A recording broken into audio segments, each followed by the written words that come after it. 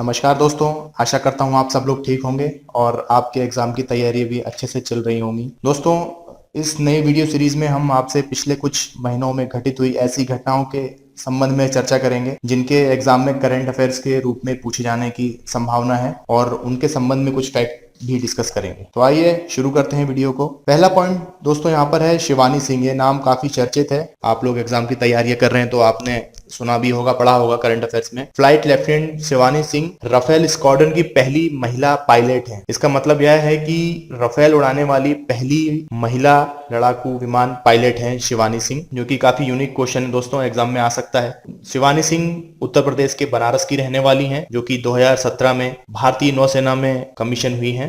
फिलहाल इनकी ट्रेनिंग चल रही है और जल्द ही ये एयरफोर्स की 17वीं स्क्वाड्रन को ज्वाइन करेंगी। दोस्तों, यहाँ 17वीं स्क्वाड्रन के बारे में आपको और बता दूं मैं, इसे कारगिल युद्ध के बाद समाप्त कर दिया गया था। भारतीय एयरफोर्स में कुल मिलाकर 33 स्क्वाड्रन है, इसमें से 17वीं स्क्वाड्रन को कारगिल युद्ध के बाद समाप्त किया गया था और राफेल आने के बाद उसको पुनः जीवित किया गया है। यहाँ आप देख सकते हैं स्क्रीन पर flight lieutenant Shivani Singh. Rafale के बारे में दोस्तों आपको पता ही होगा, इसकी ऑफिशियल इंडक्शन सेरेमनी 10 सितंबर 2020 को अंबाला एयर स्टेशन पर हुई है। इस सेरेमनी में हमारे रक्षा मंत्री श्री राजनाथ सिंह और फ्रांस की रक्षा मंत्री फ्लोरेंस पार्ली मौजूद रही। दोस्तों, ये एक इम्पॉर्टेंट फैक्ट है, इसको आप याद रख सकते हैं। फ्लोरेंस पार्ली जो कि फ्रांस की रक्षा मंत्री हैं, इसे करंट अफेयर्स में या जनरल एग्जाम में ऐसे ही पूछा जा सकता है। यहाँ पर आपके लिए क्वेश्चन भी है।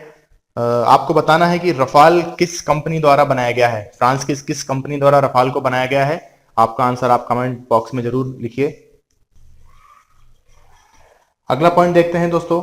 अगला पॉइंट भी सेना से संबंधित है। यह है कुमुदनी त्यागी और रीति सिंह। सब लेफ्टिनेंट कुमुदनी त्यागी एंड सब लेफ्टिनेंट रीति Singh would be the first women airborne technician in India to operate from the deck of warship। इसका मतलब है दोस्तों, भारतीय नौसेना के युद्धपोत में तैनात होने वाली पहली महिला अधिकारी हैं ये दोनों। 2018 में कमीशन हुई कुमुदनी त्यागी और रीति सिंह किसी भी युद्धपोत में, नौसेना के युद्धपोत में तैनात होंगी, भारत की पहली महिलाएं हैं। और ये हेलीकॉप्टर स्ट्रीम में ऑब्जर्वर का काम करेंगी, इसको कि एयरबोर्न टेक्नीशियन भी कहते हैं। मतलब जो वॉरशिप होती है उनके डेक्स पर जो हेलीकॉप्टर्स होते हैं, जो लड़ाकू हेलीकॉप्टर होते हैं, उसके टेक्नीशियन के रूप में ये दोनों काम करेंगी और अपनी सेवाएं देंगी। तो ये आपको याद रखना होगा, इन दोनों के नाम याद रखने होंगे। और बाकी वारशिप के बारे में आपको बता दूं कि वारशिप भी कई प्रकार की होती हैं। एक विध्वंसक होता है जिसे डिस्ट्रॉयर कहते हैं, उसके बाद फ्रीगेट होता है, कॉर्वेट होते हैं। इसको हम कभी अगली वीडियो में डिस्कस करेंगे। अभी आगे बढ़ते हैं। अगला पॉइंट है दोस्तों किसान रेल। ये भी एक महत्वपूर्ण बिंदु है, करंट अफेयर्स में आपसे पूछा जा सकता है। यहाँ आपको याद रखना होगा कि 7 अगस्त 2020 को पहली किसान रेल चली है महाराष्ट्र के देवलाली जिले से बिहार के दानापुर तक। अब ये किसान रेल क्या होता है? किसान रेल भी साधारण रेल की तरह ही है, बस इसमें जनरल कंपार्टमेंट नहीं है यात्रियों के लिए। यह माल ढुलाई के लिए बनाई गई है। इसमें रेफ्रिजरेशन का सुविधा दी गई है जिससे कि फल सब्जियां वगैरह रास्ते में खराब ना हो।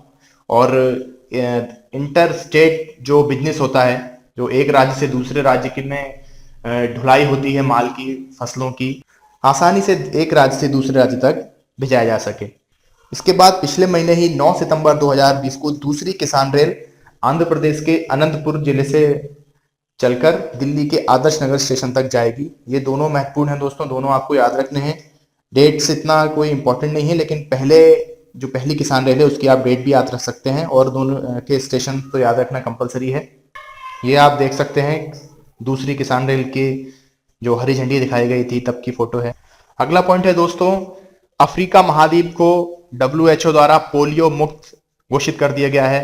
अर्थात अफ्रीका महाद्वीप में जितनी 47 देश हैं, अब उनमें से कोई भी किसी में भी पोलियो वायरस नहीं बचा है। सबसे आखिरी कंट्री थी जो नाइजीरिया, वहां पर केसेस थे, लेकिन पिछले 4 वर्षों से वहां कोई केसेस नहीं आए हैं, इसलिए उसे अफ्रीका महाद्वीप को पोलियो मुक्त घोषित कर दिया गया है।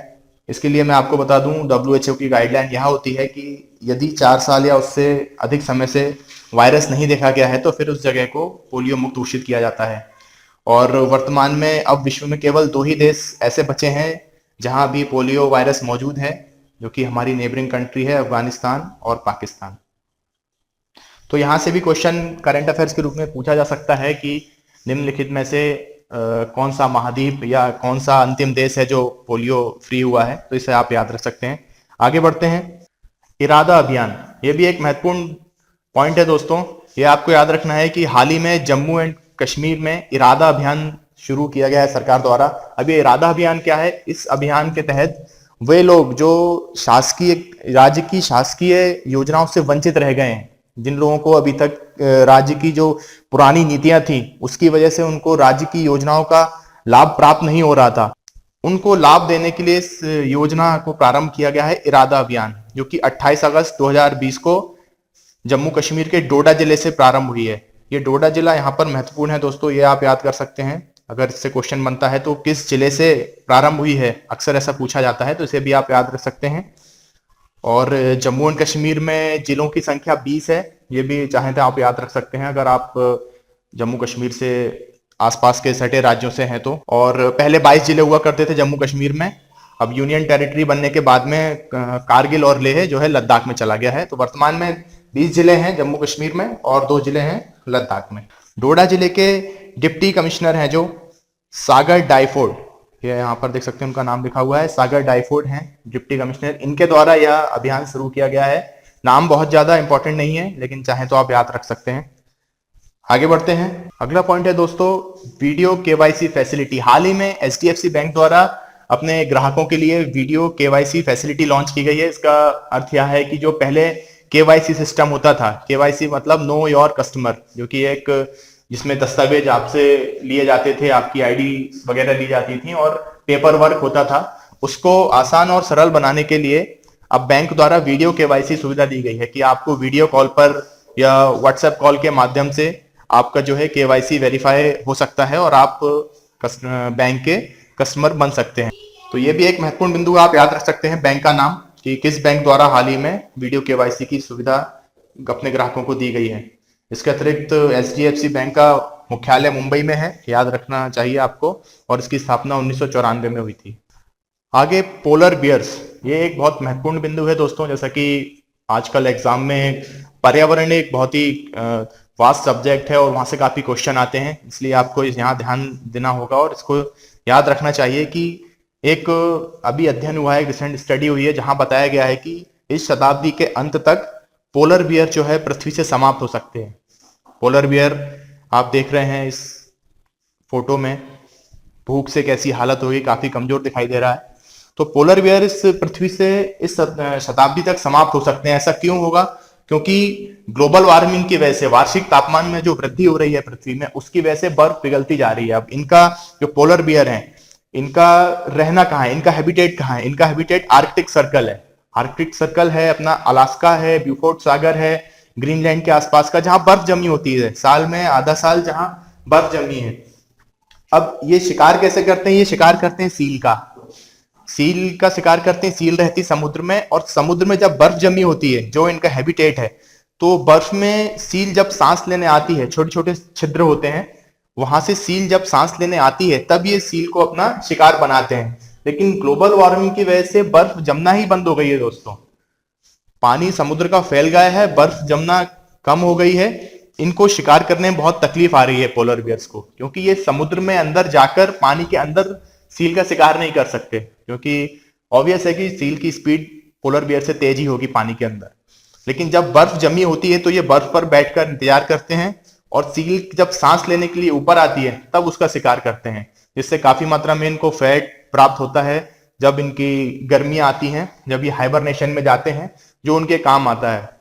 यहाँ आपको एक चीज और बता दूं, ये पोलर बियर होता है, ये गर्मियों में हाइबरनेशन में जाते हैं। जो ग्रिजली बियर होते हैं, अर्थात भूरे भालू, वो ठंड के महीनों में हाइबरनेशन में जाते हैं, मतलब शीत निद्रा में। तो यहाँ आपको ये याद रखना होगा, ये काफी चिंता का विषय है, और IUCN की बुक में असुरक्षित कैटेगरी में है पोलर बियर। तो इस प्रकार यह एक महत्वपूर्ण बिंदु है, याद रखिएगा। आगे बढ़ते हैं।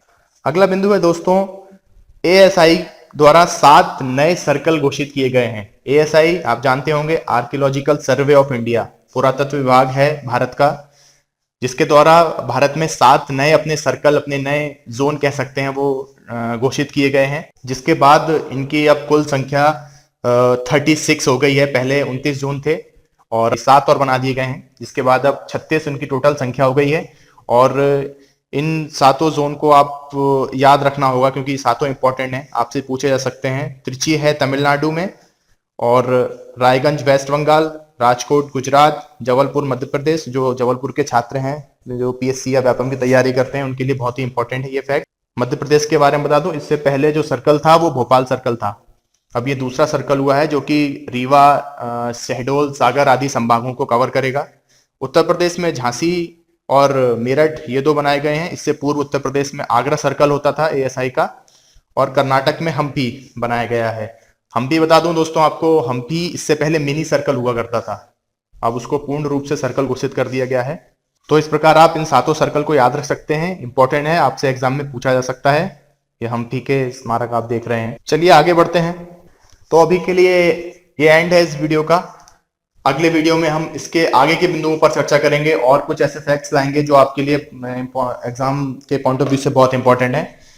बहुत बहुत धन्यवाद आपका। जय हिंद।